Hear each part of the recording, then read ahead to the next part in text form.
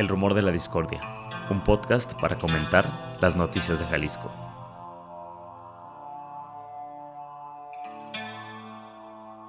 Un rumor es una voz que corre entre el público o un ruido confuso de voces. Bienvenidas, bienvenidos al rumor de la discordia, hoy lunes 20 de febrero del 2023. Pepe Toral. ¿Qué onda, Ángel Melgoza? Muy buen inicio de semana, ya casi cerrando el mes de febrero. Bueno, con mucha información, ¿no? Como cada semana. Cerrando varias cosas, Pepe, nos enteramos por ahí en redes sociales de tu reciente salida de NTR. Agradeces a tus compañeros, a la gente con la que colaboraste. Sí, fueron unos cuantos meses de octubre para acá. Oye, pues en esos meses varias cosas, ¿no? Muchas notas muy importantes. Sí, ayer justo en la noche haciendo un recuento de lo que hicimos como a modo de cierre, que por ahí subimos en Twitter. Sí, publicamos cosas chidas, y yo pues muy agradecido, ¿no? Con la gente, con Sonia Serrano, que siempre hizo paro, Jonathan Lomelí, que fue quien me invitó y pues siempre me dio la confianza. Lauro El Rodríguez, apoyo, Lauro, gran compañero, Edgar Flores, Jessica Pilar, pues muy buen equipo, ¿no? También ahí en NTR cada lunes, así como hacíamos el rumor, salía una columna a pie de calle. Nunca había hecho columna de opinión y fue casi a la par, ¿no? El arranque de esa columna con el rumor, entonces muchas veces era como los mismos temas, ¿no? Estuvo chido. Y bueno, pues decidí salirme, ya luego les daré más noticias, por lo pronto a meterle más los kilos a la UDG, que ahí soy profe de periodismo. Y pues aquí seguimos en el rumor de la discordia. Eso sí, que sí, siempre claro. Llegue. Ese que siempre llegue, así es. Pues vamos con un rumor que ya se está haciendo viejo, pero todavía da un poquito de qué hablar porque se retomó en prensa nacional, bueno, en un programa muy conocido. El tema del Corrupcel de Guadalajara. Gracias a la información del corresponsal de la jornada, Juan Carlos Partida, nos enteramos que en la municipalidad de General San Martín en Argentina se compró un carrusel más grande, más alto, más ancho que el de Guadalajara, con una capacidad 3 veces mayor que el de aquí y que costará $210,000 cuando acá se pagó $1,400,000. Es decir, aquí se pagaron 5.5 veces más que en Argentina. Sí, ahí pues hay polémica, todavía no sabemos bien, porque en la información que compartió Juan Carlos Partida se hablaba de, bueno, él retomaba información de una nota de un periódico, La Nación, si no me equivoco, de allá de Argentina, en donde decían que se mandó a hacer ese carrusel especialmente para esta ciudad de San Martín. Entonces se intuye que es un carrusel nuevo, igual que el de acá. Pero luego en la discusión en redes y demás, alguien sacó por ahí una nota en donde se habla que más bien era un carrusel que ya existía en Mar de Plata. ¿Mar de Plata? Y que más bien lo compró el municipio usado, por así decirlo, y lo iba a instalar ahora en San Martín. Seminuevo, entonces, dicen. Seminuevo, incluso el Ayuntamiento de Guadalajara para defenderse. No de la jornada, lo que me llama la atención, pues está la nota de Juan Carlos Partida que no pelaron. Sí, pero luego viene el programa polémico. Exacto. De Carlos Loret de Mola. En Latinus lo menciona, le hace un cameo, digamos, ¿no? Porque habla del poderoso, del conocido alcalde de Guadalajara, Pablo Lemus Navarro. Y dice que pues es el más fuerte candidato a gobernador y demás. En 40 segundos prendieron fuego para el ayuntamiento, ¿no? Sí, es una de esas notas rápidas que da en su programa. Sí, exacto, o sea, sin entrar en detalles, ¿no? Y en la página también decía poco más. Básicamente la información de la nota de Juan Carlos Partida sin citarlo, sin citar de dónde sale la información. No han de ser muy asiduos de la jornada, pero bueno, está escandaloso la información, ¿no? Total, no sabemos si el carrusel era nuevo o seminuevo, pero el ayuntamiento emitió un comunicado, a diferencia de las notas que hemos publicado, el revuelo que ha habido en redes, que el ayuntamiento calladito, salen Latinos y ahí sí emitieron un comunicado. Sí les responden. Y entre otras cosas dicen eso, ¿no? Que no había comparación porque el carrusel argentino lo estaban comprando seminuevo. Pero bueno, sí, más allá de esa situación, pues creo que bastante interesante ese tema en cuanto a pues que creo que queda bastante claro que pues está muy caro el carrusel finalmente, más allá de si es nuevo o no. Y también algo que me llamó mucho la atención, este carruselote, el Titán le llaman, el de Argentina, que es de 3 pisos, es un carruselote, lo fabrica una empresa que se llama Felimana, que es justo la que le cotiza a una de estas empresas que participó en la licitación. Porque era uno de fabricación argentina. Y otro francés, ¿no? El francés, que es el que finalmente se compra. Se compra. Y si se acuerdan, pues yo les contaba cómo en esta licitación, pues aparentemente dirigida, amañada, había 2 propuestas, pero ninguno de los 2 era el fabricante. No se licita con los fabricantes, sino con empresas locales que son como las intermediarias y a su vez cotizaron cada una de esas empresas con las fabricantes, ¿no? Una, esta Felimana, que es la que ofrece más barato el proyecto, pero lo descalifican ahí por cuestiones técnicas, que porque daba vuelta más lento de lo que querían, una cosa por el estilo. Y al que compran es el que es francés, que es el que finalmente se instala, ¿no? Entonces, bueno, pues hay curioso que también es la misma empresa, pero una de las cuestiones ahí es que hicieron la licitación local cuando en realidad iban a comprar un carrusel en el extranjero. Si se hubiera hecho una licitación internacional, quizás el propio fabricante francés o argentino o cualquier otro fabricante de carruseles aquí en Guadalajara, en México o el mundo hubiera podido hacer una propuesta quizá más económica, porque ya no tienes ahí un intermediario, es directamente el fabricante quien te lo vende, ¿no? Pero pues bueno, finalmente ya platicamos cómo estas 2 empresas locales pues estaban ligadas entre sí y parecía aparentemente que todo estaba ya armado, ¿no? Sí, que bueno, al menos en la página web de Latinus sí se retomó el tema de una licitación irregular, ¿no? Ahí sí citan a un periodista tapatío que hizo una investigación que dio a conocer en Twitter. ¿Quién será? ¿Quién será? Alguien conocido por ahí. Un Pepe. Un tal Pepe.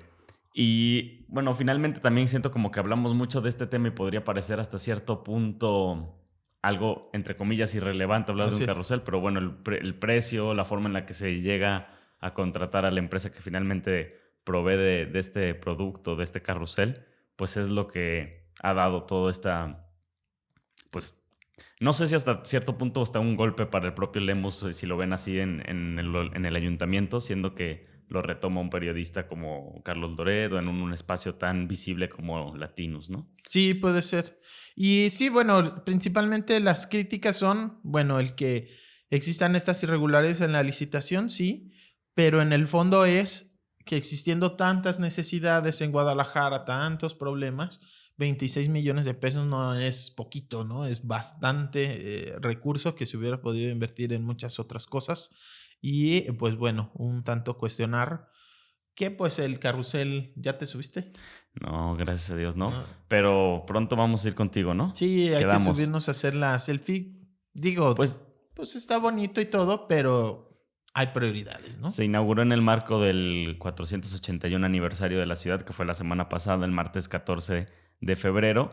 Bueno, se inauguró el lunes, el martes 14 era el aniversario, fecha oficial, pero también por ahí nos comentaban varias personas que había tenido fallas del mismo carrusel, ¿no? Había ciertos momentos en que la gente no se podía subir, les pedían que se esperaran, y por ahí una persona que trabaja cerca de la zona nos decía que era algo así como si se sobrecalentara. Ok. Bueno, no sabemos hasta qué punto eso sea correcto, digamos, en la jerga o como que es realmente lo que le sucede, pero hay momentos en los que la gente no se podía subir, entonces el mismo 14 por la noche, varias personas se quedaron con ganas de subirse a este carrusel. Ya estaban en la cola y no pudieron darse la vuelta. Sí, a mí también me han mandado mensajes de que qué raro si se había anunciado hasta cierto horario el carrusel que no estaba funcionando en ciertas horas. Que es lo que me imagino, pues que lo hicieron todo a las carreras porque ya había una presión muy fuerte. Hay que recordar, según el contrato, esa cosa debió de haber empezado a girar y a dar servicio, funcionar perfectamente el 1 de diciembre. Entonces, pues empezó el 13 de febrero, más de 2 meses después, y ya había muchísima presión de que cancelaran el contrato, que sancionaran a la empresa y demás. Aquí hablamos de que según el contrato, pues hay la posibilidad de que el ayuntamiento le cobre el 10%, más de 2 millones de pesos a la empresa por estos retrasos. Lo dudamos por Ya no ha todas sonado las tampoco, ¿no? Ya señales. no ha dicho nada el alcalde No, ni no ha vuelto a... ¿cómo se llama? Contralora Ciudadana, eh, la querida Cintia Patricia Cantero Pacheco. Siempre que sale le preguntan, ¿no? Aunque ella quiera dar una rueda de prensa de otro tema, es como el tema que ya siempre a ella le preguntan sobre qué va a hacer y todo, y es la única que ha mencionado por ahí la posibilidad de que se sancione a la empresa, pero francamente yo lo dudo, pues por todas las señales de que en realidad pues son empresas amigas, cercanas a esta Altea Corp que hace Carrusel, Caruselandia. Calaverandia, Navidalia, G de G de Luz. Luz y demás. Entonces, bueno, dudo mucho que vayan a sancionar una empresa de sus cuates, pero bueno, ya veremos finalmente qué pasa. Pero me imagino que ese tipo de fallas fue por eso, ¿no? De córranle, ya necesitamos que ese mendigo carrusel dé vueltas. En una de esas hay alguien ahí empujándolo, Pepe. Sí. Pues vamos con un tema que también es como una de las razones por las que este tema del carrusel indigna.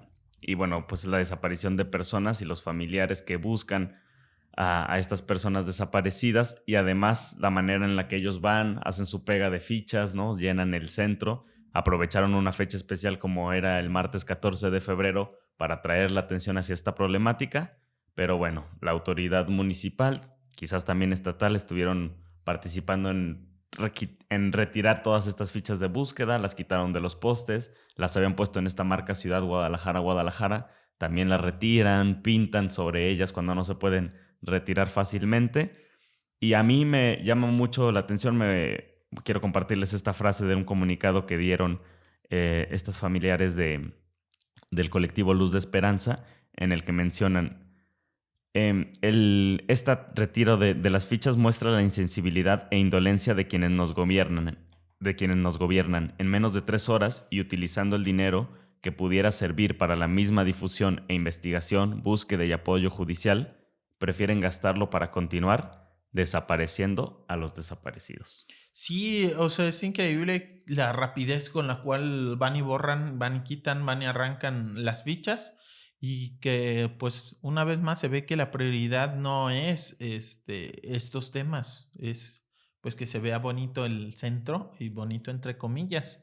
Eh, Luz de Esperanza, este colectivo pues de los más recientes, pero que pues se han organizado mucho, han hecho mucha chamba, han dado a conocer cómo justo sí puede funcionar esto de la pega de fichas. Para empezar, algo interesante que nos dicen, cuando piden trabajo de campo, que quieren hacer trabajo de campo de búsqueda a la Comisión Estatal de Búsqueda, lo primero que les proponen y plantean es ir a pegar fichas a las calles, a los lugares en donde está alguna de las personas. Sí, que tienen ubicado donde desapareció. Entonces, lo que comentan es, bueno, para empezar, de la propia autoridad se reconoce que esto es importante, esta actividad de pega funciona, y ellos han dado testimonio de casos en donde justamente a raíz de esa información ha salido gente que dice, oye, yo esa persona la conozco, la ubico, y se ha encontrado con vida gente. Inclusive yo me acuerdo de una historia que impactante, eran como 30 años que tenían sin conocer de esta persona. Esas situaciones en donde alguien se va a migrar a otra parte, no le va de forma exitosa, y comienza un proceso en donde muchas personas terminan en situación de calle y sus familias las dan por desaparecidas, no saben qué fue de ellas. Y este caso fue bien interesante porque justo a raíz de la pega de fichas de búsqueda es que alguien lo reconoce y logran reunir décadas después a esta persona con su familia y todo. Y es una historia que impresiona bastante. Sí, muchas veces preguntan eso, ¿no? Como sirven las pegas de fichas, y ellos, los de miembros del colectivo Luz de Esperanza, dicen, sí, llevamos por lo menos 2 casos de personas que hemos identificado. Eso fue hace una semana, no sé si han encontrado más, pero ya un caso nada más sería suficiente para realizar esta actividad. Claro, y que es el objetivo que dice mucho Luz de Esperanza. Queremos búsqueda en vida. Es importante, por supuesto, sobre todo por el gran rezago que hay forense, más de 3,000 cuerpos acumulados en el servicio médico forense, que están sin identificar ahí los cuerpos, en donde podría haber personas desaparecidas que lamentablemente fallecieron, pero mucho de lo que insisten del colectivo Luz de Esperanza es, sí, pero ¿y la búsqueda en vida qué? ¿No? O sea, nuestro objetivo finalmente es encontrarles con vida. Sí. Y pues, insistir, o sea, es algo importante y que pues sí molesta, indigna que la autoridad esté más preocupada por arrancarles las fichitas y porque se vea bonito el letrero de Guadalajara, Guadalajara, que pues por permitirles libertad de expresión, pero además de eso, pues es una situación importante. Jalisco, el primer lugar a nivel nacional en número de personas desaparecidas, bueno, no es una situación menor. Y como dicen, pues que estén invirtiendo dinero, esfuerzo, personal, que permanentemente las pegan y a las 2 horas ya las arrancaron todas, ya la limpiaron, ya dejaron todo como si no hubieran estado ahí, pues sí molesta, ¿no? Y este mismo colectivo anunció el viernes 17 de febrero, el pasado viernes, que encontraron por lo menos 6 osamentas en un predio despoblado por el antiguo camino a San Sebastián, a unos kilómetros del bosque El Centinela en Zapopan. Habían hecho ya una búsqueda cercana a los predios del Centinela, no habían tenido una búsqueda exitosa y ahora encuentran esta fosa. Al parecer son 2 fosas en las que se encuentran estos cuerpos. Y bueno, ellos siguen trabajando. De hecho, hoy estarán también por esa zona continuando con la búsqueda. Y me comentaba por ahí Héctor Flores de Luz de Esperanza que no han reconocido en las osamentas ningún hasta ahora indicio de que sea algún familiar de las personas miembros del colectivo. Pero bueno, van a estar ahí trabajando hoy también. Con esta fosa, al menos se registraron 5 fosas en lo que va de este año en el área metropolitana de Guadalajara, 4 en Tlajomulco, en Zapopan. Por lo menos se cuentan con restos de 33 personas, que este número, decía por ahí el fiscal, seguirá aumentando porque se sigue trabajando en los 5 puntos. Sí, tremendo. Ahí cerca también del Bosque La Primavera, del lado de Tlajomulco, como hacia el sur del bosque, también una de estas 5 está por ahí y muchísimos cuerpos.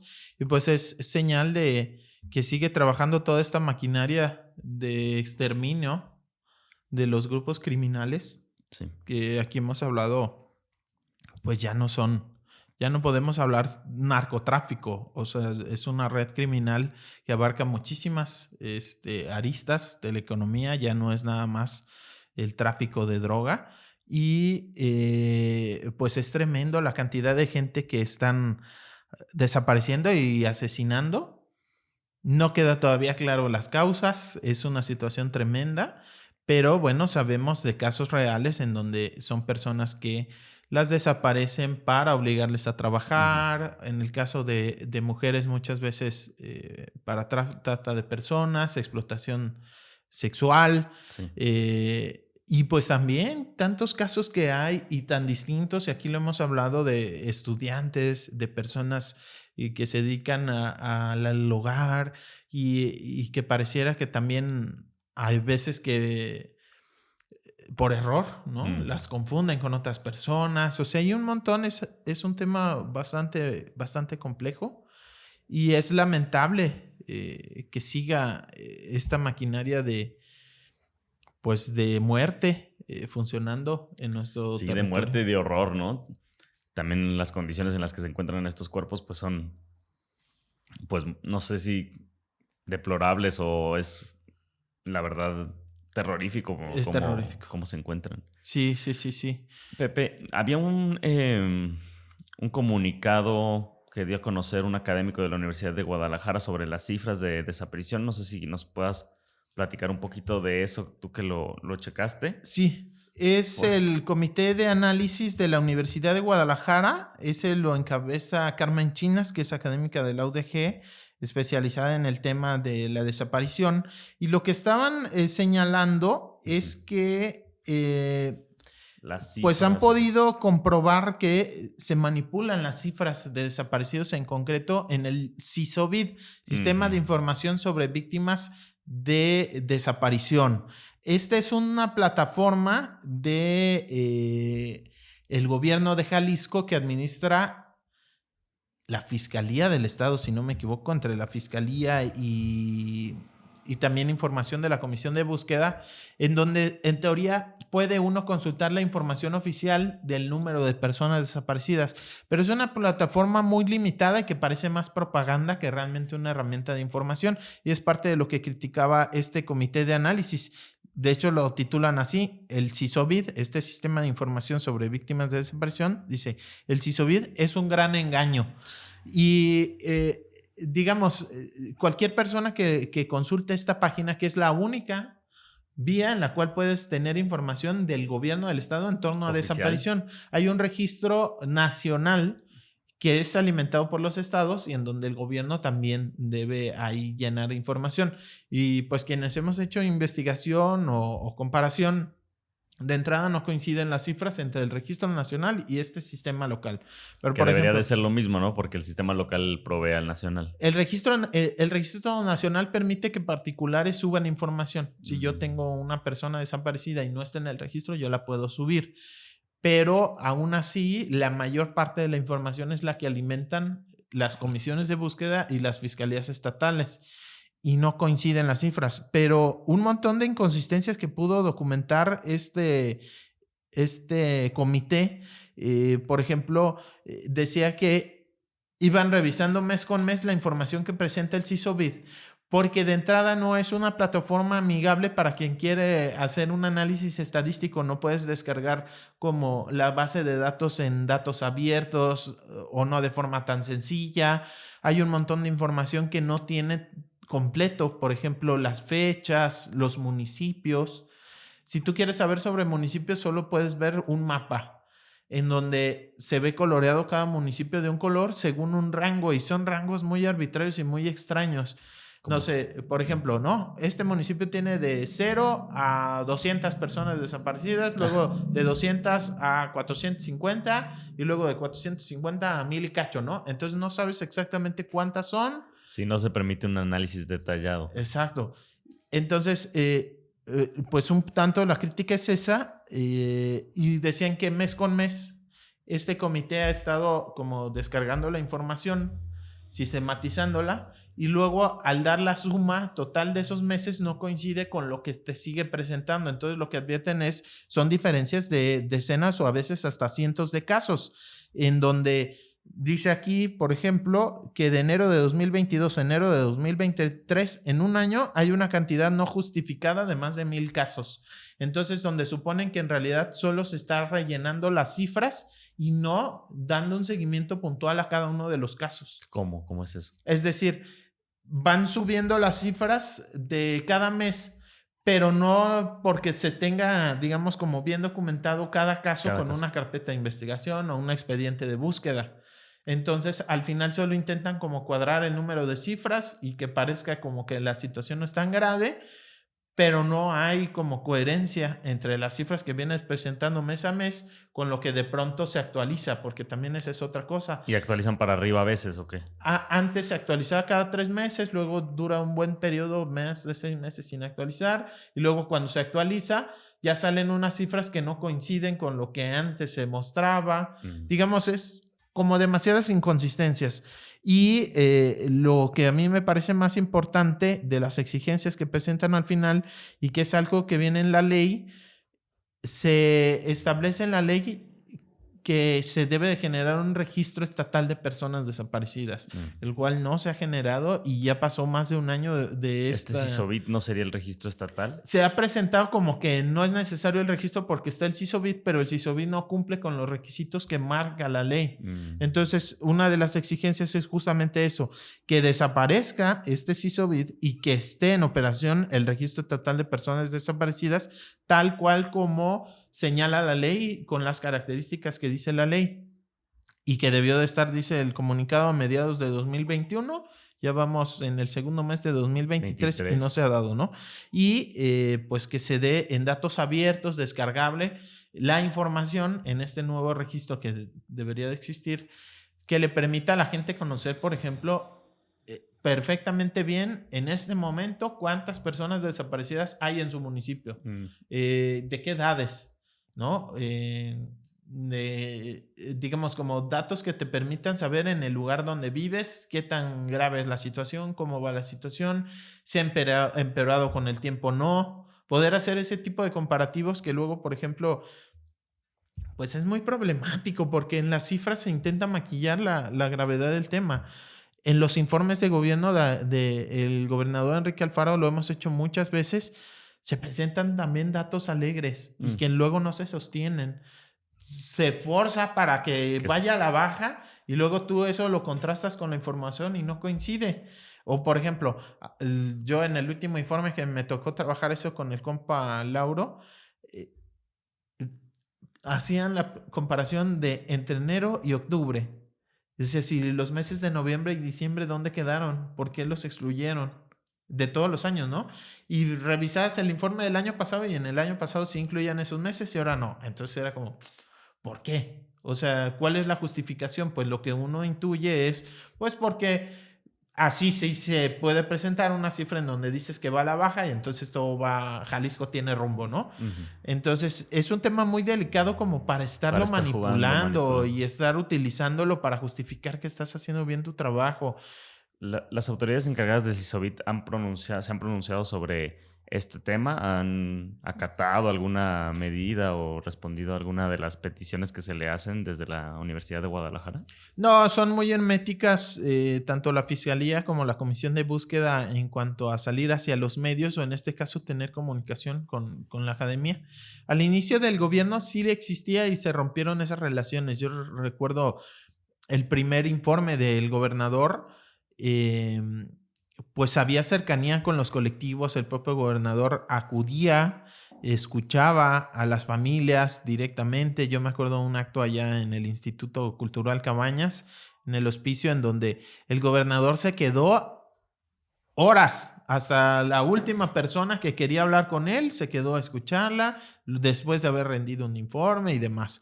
Y esas relaciones que al inicio parecía muy abierta y que los colectivos le dieron la confianza al gobierno, se terminó perdiendo justo por pues razón, falta de cumplimiento de acuerdos, ¿no? El que siempre en las discusiones del presupuesto aparezca que hay más dinero para cosas sin importancia, como espectáculos, que para la búsqueda la de imagen pública, ¿no?, del gobernador se desaparecidas. criticó muchísimo. El dinero que se gasta en comunicación. Exacto, para comunicación, otras cosas que no parecen tan relevantes como este tema y se han ido rompiendo las Esas relaciones. relaciones de confianza, lazos. Pues muy lamentable, Pepe. Vamos a pasar a un siguiente tema que tampoco es que sea más alentador. Ya vendrán temas más alentadores hacia el final del programa. Por ahora, 4 policías del municipio de San Ignacio, Cerro Gordo y un exfuncionario público fueron detenidos por su probable participación en la desaparición de 3 personas en el año de 2021. Sobre las personas desaparecidas, la Fiscalía no dio más información, pero lo que sí pues, se destacó en prensa, más que por Fiscalía, días después, es que uno de los policías detenidos era ni más ni menos que el titular de la comisaría municipal, quien además había llevado un proceso penal en prisión entre 2019 y 2020 por los delitos de homicidio culposo, lesiones y daño en las cosas. Pues resulta que el 21 de diciembre de 2019, este hombre llamado José Guadalupe impactó su patrulla, que manejaba en estado de ebriedad, contra varios carros en un cruce de calles, matando a una mujer e hiriendo a 4 personas. El diario Mural habló con el hijo de Patricia Vargas, que fue la mujer que murió a causa de José Guadalupe, quien entonces era miembro de la Fiscalía además. Y el hijo de Patricia dijo que era indignante y que le daba mucho coraje. Decía, entre otras cosas, pues ¿quién vigila a quien nos cuida? Si se supone que la autoridad está para hacerlo. Desde que empezó el proceso de este señor por lo que le hizo mi mamá, él se burlaba de nosotros, excusándose en que tenía muchos contactos. Y pues sí, parece ser que sí los tenía, porque después de 9 meses de estar detenido, sale de prisión y este hombre, José Guadalupe G., es nombrado comisario de la policía allá en San Ignacio Cerro Gordo y ahora detenido por la probable presunta desaparición de 3 personas.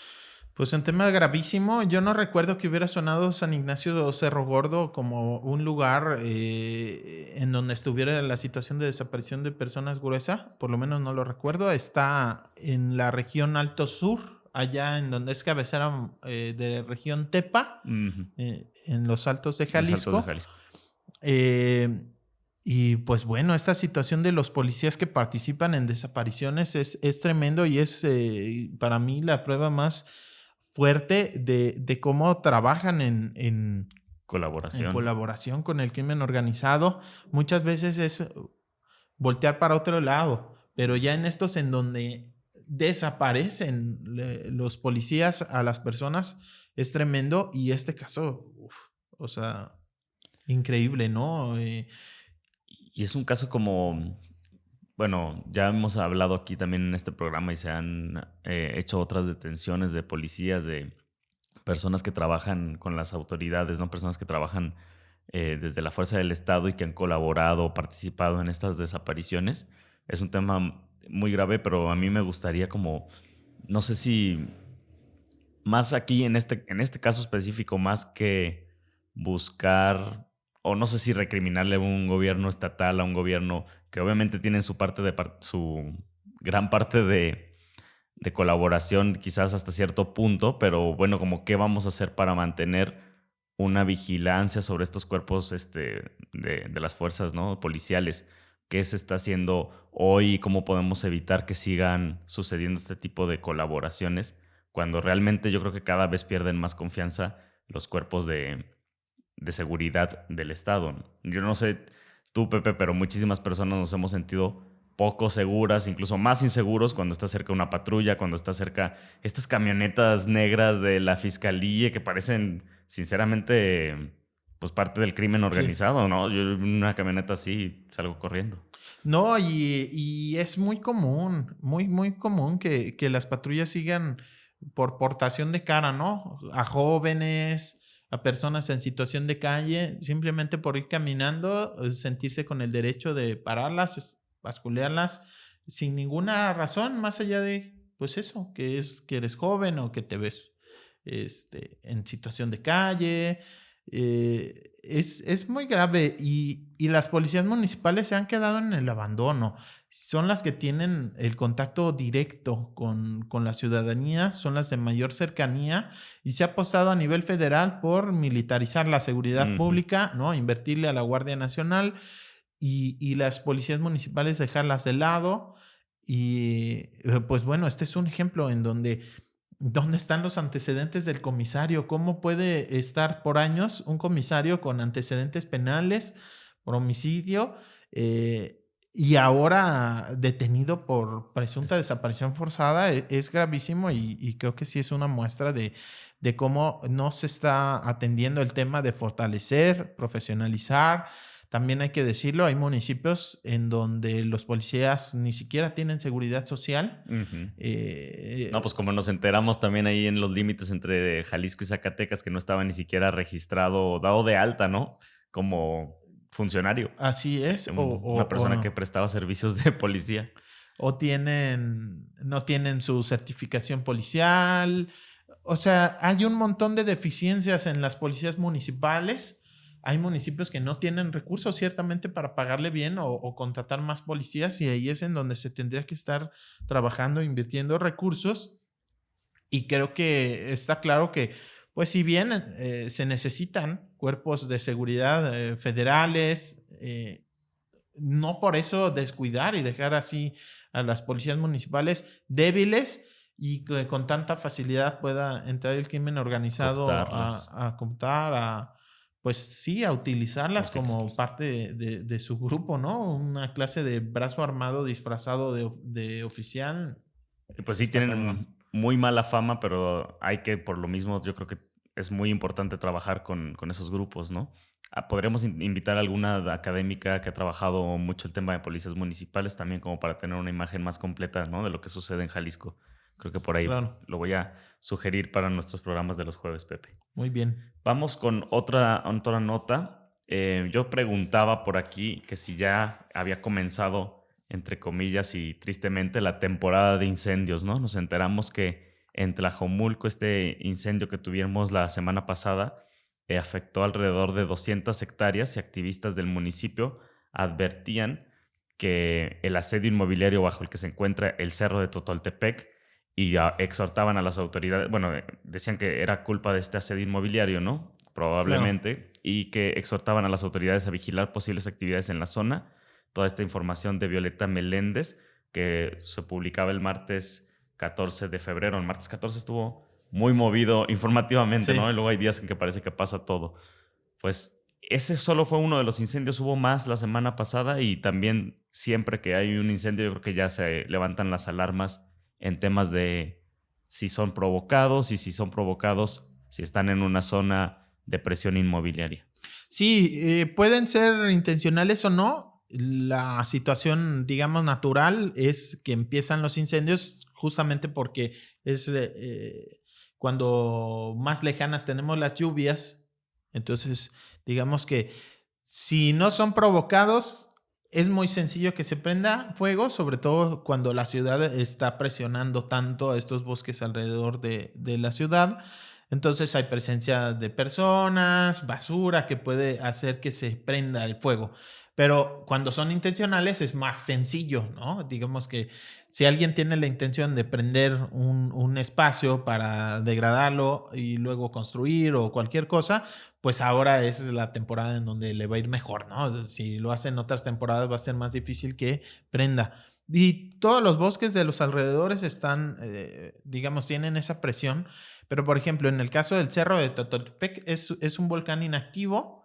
De hecho, si tú ves así como en el satélite se le ve en la punta el cráter, ¿no? Wow. Es bonito. Hay recorridos que se hacen justo para ir hacia La Hoya, ¿no? Que como está inactivo, pues no hay nada riesgoso ni nada.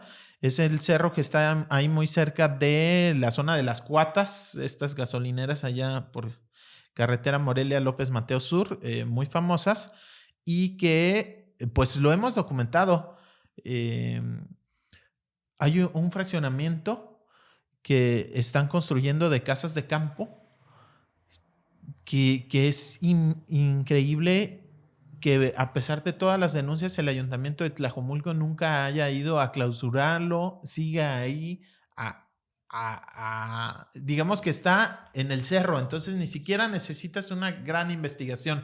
Vas desde la carretera López Mateos o el circuito metropolitano sur y se ve ahí en el cerro los caminos y la maquinaria trabajando, talando árboles y demás.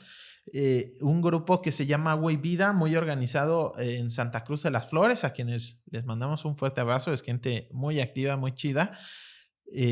Nos compartía imágenes de la propia inmobiliaria que vende ya sus casas en Facebook así abiertamente y hasta las fotos que suben para promocionar. En esas fotos se ve maquinaria así Trabajando. desmontando el cerro y es grave porque además de ser un área protegida, no al nivel como de la primavera, pero sí tiene algo de protección, o sea, no se puede construir ahí.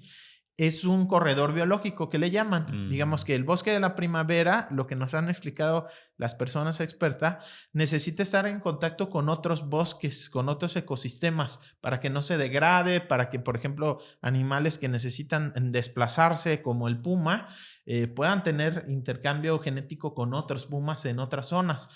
Y digamos que está la primavera, luego está el Cerro de Totoltepec y luego está Cerro Viejo. Entonces es como el caminito natural para la fauna y la misma flora irse conectando con otras áreas naturales. Y pues está haciendo cada vez más el crecimiento urbano ahí hacia el bosque, lo van ahorcando, por así decirlo, ¿no? Al bosque de Sí, la porque primavera, al bosque de Totoltepec, Cerro Viejo, todas empiezan a quedar aisladas y lo que nos dicen pues personas expertas es que si quedan aislados, pues finalmente va a terminar siendo ya no un ecosistema, simplemente pues un lugar en como donde un hay área muchos verde. árboles, exacto, un área verde, un parquezote, digamos, pero ya se va degradando, las especies empiezan a debilitarse justo al no tener este intercambio con otras zonas, al quedar sin conexión. Y Pepe, Entonces, ¿y pues sí ese es grave. fraccionamiento también será de algunos amigos, familiares, gente cercana o por qué no ha habido ninguna intervención de la autoridad? Pues gente cercana o del crimen organizado, no sé, pero hay algo irregular ahí y es clarísimo que la autoridad no quiere intervenir. Hemos publicado notas, no pasa nada. Nosotros la gente nos ha mostrado documentos oficiales de las denuncias que se han hecho y no avanzan. Y lo que se avanza es la construcción y la deforestación y demás, ¿no? Entonces yo pienso que son o relaciones políticas o criminales o las dos. ¿Cómo se llamaría todo este tipo de arbitrariedades en temas de desarrollo urbano, de crecimiento urbano? No sé si, bueno, ahorita es como que está conectando puntos con lo de cómo vas alcalde. Quizás sería bueno ver quién también está violando más esta normatividad, ¿no? Del desarrollo del crecimiento urbano, porque pues es una de las cosas más importantes que hemos visto, al menos en Guadalajara, en nuestra ciudad, que cómo crece la ciudad de forma irregular y de forma impune, ¿no? De forma ilegal. Sí. Entonces creo que sería importante, si van a documentar un montón de cosas y de obras, pues documentar también este tipo de procesos irregulares, porque luego no se les llama cuentas, ¿no? Con este tipo de irregularidades. Claro. Y son varias las áreas naturales que están siendo presionadas muy duro. El bosque El Nixtiquil, allá al norte, la Primavera, pues que es, digamos, la más importante para la ciudad, pero también hacia la barranca del río Santiago y Verde, hacia Cerro Viejo, que es esta sierrita que, digamos, está entre la ciudad hacia el sur y el lago de Chapala. Son, digamos, un par de cadenas ahí montañosas también muy importantes. Pues todas están teniendo esta presión urbana y lamentablemente pues sigue esta práctica de los incendios forestales que en teoría, y eso lo dicen las autoridades siempre, ¿no? O sea, según la ley, si un predio se incendia, un predio forestal se incendia, está vetado para un cambio de uso de suelo por 20 años, con la idea justo de impedir que se usen los incendios para luego construir. Pero en los hechos hemos documentado un montón de casos nosotros y personas que defienden, ¿no?, ese territorio, un montón de casos de terrenos que fueron incendiados y que luego se dan las licencias de construcción. Aquí ya lo hemos hablado, como ayuntamientos como el de Zapopan, mediante un simple dictamen, se saltan la legislación y entonces un predio que tiene un uso de suelo de protección ambiental, le dan autorización a una empresa para construir vivienda o construir industria con el argumento de que ese espacio ya no tiene valor ambiental. Ya está degradado el bosque. Entonces, pues en los hechos tú estás justamente generando eso, ¿no? Premiando a alguien, pues claro, o sea, vas y echas escombro, le prendes fuego y a los años dices, oye, pues es que este tiene uso de suelo de conservación ecológica, conservación ambiental, pero pues ya no hay nada ahí de valor. Ah, no, pues sí, efectivamente, ¿no? Ya no hay nada que cuidar, entonces ya puedes construir. Aunque por ley debería ser impedirles por 20 años. Por ley tiene un uso de suelo que no deberías de poder cambiar con un simple dictamen. No te puedes pasar por encima la planeación territorial y lo hacen, pero encima de eso, ¿no? Lugares que están reconocidos como una zona forestal y que luego tú dices, pero pues ya está degradado, hay escombro, hay 3 palitos. Pues sí, ya los cortaron, ya los quemaron y entonces tú les estás premiando justamente esa destrucción. ¿Esto sucedió en Zapopan bajo la gestión anterior con Pablo Lemus o ahora con Frangé? Con Frangé yo no recuerdo, pero vaya, no dudo que siga. O sea, yo lo que he documentado yo, pero pues hay más casos, eran más bien con Lemus y anteriores, porque hay que recordar que en Zapopan no ha habido una actualización de planes parciales desde hace pues ya más de 10 años. Pero vaya, el propio ayuntamiento de Zapopan, que Frangé era el jefe de gabinete de Lemos, entonces lo que pasó con Lemos, pues también él tiene responsabilidad. El propio ayuntamiento haciendo eso. Por lo menos conocimiento. O sea, aquí lo hemos dicho ya, ese caso de un taller de maquinaria que construye el propio ayuntamiento de Zapopan sobre un área de conservación ecológica. El propio ayuntamiento violando sus propios planes parciales, invadiendo parte de un cauce, de un cauce de agua que baja del bosque. O sea, es así como cuando el mismo ayuntamiento con sus obras no respeta sus propios planes, pues, ¿qué se puede esperar? Pues lo que se espera y lo que pasa es que también a las empresas, a las personas que están pues generando esta destrucción de los bosques, se los están permitiendo. Muy rápido, Pepe, hablamos ya del IMEPLAN y veíamos en la semana también que cerraban este proceso de encuestas, van a dar, espero que, no sé hasta cuándo, pero pronto un veredicto, un resultado del tema de la avenida López Mateos. Es así, ¿no? Sí, hay que poner mucha atención. Ya se cerró la etapa de consulta social. Y a lo que entiendo es, ahora la etapa es de análisis técnico. A ver quiénes son las personas que invitan. Yo, por ejemplo, entrevisté muy recientemente este año al nuevo presidente del Colegio de Ingenieros Civiles del Estado, el CISEG, Luis Barbosa, y él me decía que no les han invitado a participar y pues tienen mucho interés en participar y en dar opinión. Pues tiene el colegio peritos, ¿no? Expertos en el tema, tienen mucho que opinar, y sí me decía que pues le parecía extraño que no estuviera presente ahí. Entonces va a ser muy interesante saber en este análisis técnico quiénes van a participar. Y pues de ahí aparentemente va a salir ya finalmente la decisión. Entonces, pues muy importante ahí a ver finalmente qué pasa con esta descabellada propuesta de hacer un segundo piso. Hay una carretera elevada. Pues hemos dicho que las personas, por ejemplo, en el caso de los incendios, también en este caso de la descabellada propuesta del segundo piso, pues las personas que se han opuesto, que han dado la resistencia, son defensoras, son vecinos, y hay un caso de éxito de vecinos que han estado impidiendo o que empiezan a impedir el derribo de arbolado. Esta es una nota del jueves 16 de febrero. Un juez estatal concede suspender temporalmente el derribo de arbolado en los trabajos que se realizan de ampliación en las laterales de periférico que ejecuta la SIOP, la Secretaría de Infraestructura y Obra Pública, y que hasta el momento ha talado decenas de ejemplares en la colonia El Briceño. Sí, son estos eucaliptos grandototes que se sembraron cuando se construyó periférico hace ya bastante tiempo y que han crecido muchísimo. Son árboles exóticos, son de Australia originalmente. Digamos que no es el tipo de arbolado que se desearía, pero se plantaron hace mucho y son unos arbolones y hacen más bien que mal estando ahí. Y la gente se puso súper ruda. Ya talaron muchísimos cuando se hicieron justamente esta ampliación de las laterales en otras zonas de periférico, que está ligado con el peribús, mi macroperiférico.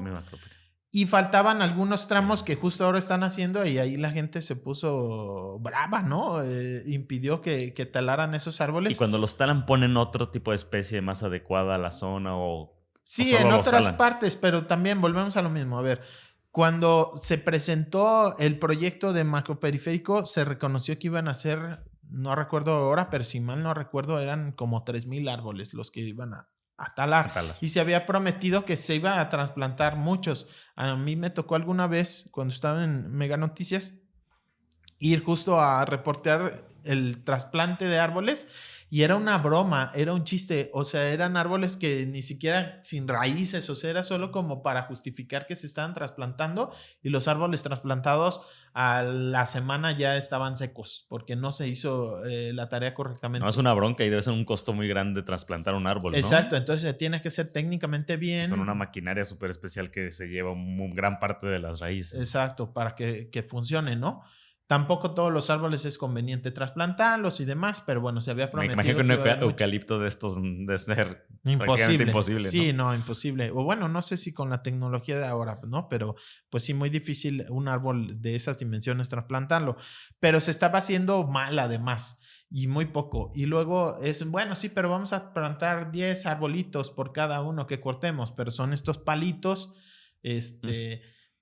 pues la masa forestal. Sí, que ni siquiera palitos se compara quitar un arbolón como estos a poner un árbol bebé. Exacto. Digamos. Y que esos árboles luego pues no hay un riego o no están en el lugar adecuado y pues ya y no luego sobreviven. pasa si los ves ahí secos. Entonces pues sí, se puso la banda primero en resistencia con manifestaciones, pero la semana pasada ya consiguieron un amparo que impide, digamos, puedes seguir la obra, pero no puedes cortar árboles. Entonces ahí a ver el gobierno de Jalisco cómo le hace para acatar esa resolución y seguir con sus planes de obra. Y pues la gente con todo el derecho, pues, ¿no? De defender estos árboles. Sí, de exigir un arbolado urbano, ¿no? Hay muchísimas áreas de la ciudad que no cuentan con arbolado, y una de las cosas también que veía es que se estaban talando de noche los árboles, ¿no? O sea, como Una actitud ahí muy, sí, ventajosa, digamos. Claro. Actualización en agenda, Pepe. El próximo jueves vamos a tener como invitada a Celia Niño Romero, que acaba de ser nombrada editora de género del Sistema Universitario de Radio, Televisión y Cinematografía de la Universidad de Guadalajara. Sí, gran amiga Celia, la tendremos por aquí, que nos platique pues este puesto novedoso. Nos dicen que es el primero que hay en México, editora de género. Entonces, que nos explique un poco, ¿no? De qué va, cómo se siente, qué planes tiene en ese nuevo encargo. Ver los lineamientos, ¿no? También si van emitiéndolos y cómo podemos también desde otros espacios pues contagiar este tema, cómo podemos tener mejores prácticas. Sí, que en los medios, ¿no? O se vaya reduciendo expresiones machistas, estos estereotipos de género, de las mujeres deben de estar en casa y este tipo de cosas que luego lamentablemente pues están en la sociedad y se reproducen también en los medios. Se refuerzan. ¿No? Se refuerzan. Entonces vamos a ver si sí va por ahí o no. ¿Qué onda con este puesto de editora de género? Sin duda interesante y creo que aplaudible del Canal 44 que genere esa figura. Bueno, ya veremos, Celia, qué nos puede platicar. Sí, los esperamos el próximo jueves. ¿Algo más que te gustaría agregar, Pepe? No, pues estar atentos a lo que vaya pasando con los ayuntamientos, con el Estado. Creo que son momentos que cada vez se van a poner más complicados, con una política ahí electorera cada vez más notoria. No sé, por ahí el alcalde de Guadalajara, Pablo Lemos, viajó la semana pasada a Yucatán, si no me equivoco, allá en Mérida, a una reunión de alcaldes, y daba a conocer que iba a empezar a recorrer el estado. Entonces es como, híjole, o sea, ya van a empezar a la campaña. A la campaña sin justificación, ¿no? Hay por ahí diputados como Chema Martínez que andan haciendo reuniones con la gente supuestamente para escucharla y ver qué legislación cambiar, y son evidentemente actos de campaña, y él de alguna forma, como es diputado plurinominal, no tiene como un distrito asignado. Entonces pues tiene como la justificación legal para andar por todos lados. La gira por donde le dé la gana, ¿no? En Vallarta y luego en Ocotlán y así. El alcalde de Guadalajara, ¿qué explicación legal va a tener? ¿Cómo va a justificar? Digo, ya veremos, nomás lo anunció ahí como en esta reunión, no es como un anuncio oficial, pero decía que muy pronto iba a estar visitando distintas partes del estado para escuchar a la gente, ¿no? Bueno, ¿y con qué razón? Si tú eres alcalde de Guadalajara, ¿no? O sea, no podrías ni siquiera andar pasando de más allá de los límites territoriales de Guadalajara. Entonces, bueno, la situación ahí de la política electoral ya la tenemos encima. Es hasta finales de este año cuando empieza oficialmente el proceso electoral. Las precampañas, si no me equivoco, son por ahí en diciembre empiezan, y es hasta el próximo año cuando ya es la campaña formal. Pero bueno, lamentablemente ya se están adelantando todo el mundo, alentados por el mismo presidente que anda ahí candidateando y no candidateando, sus corcholatas y demás. Pues bueno, todo el mundo si es ya Claudia, anda, que si no. Sí, ya se siente todo el mundo ya con la campaña encima, y pues bueno, ahí hay que cuestionar mucho esas situaciones. Pues muchas gracias, Pepe, y también recordarles a las personas que nos escuchan, si les gusta este programa, que lo puedan recomendar, que se puedan suscribir. Claro. Y aquí nos seguiremos escuchando. Que siempre llegue el rumor de la discordia. Que siempre llegue, Pepe, al rumor de la discordia. Muchas gracias. Gracias. El rumor de la discordia, un podcast para comentar las noticias de Jalisco.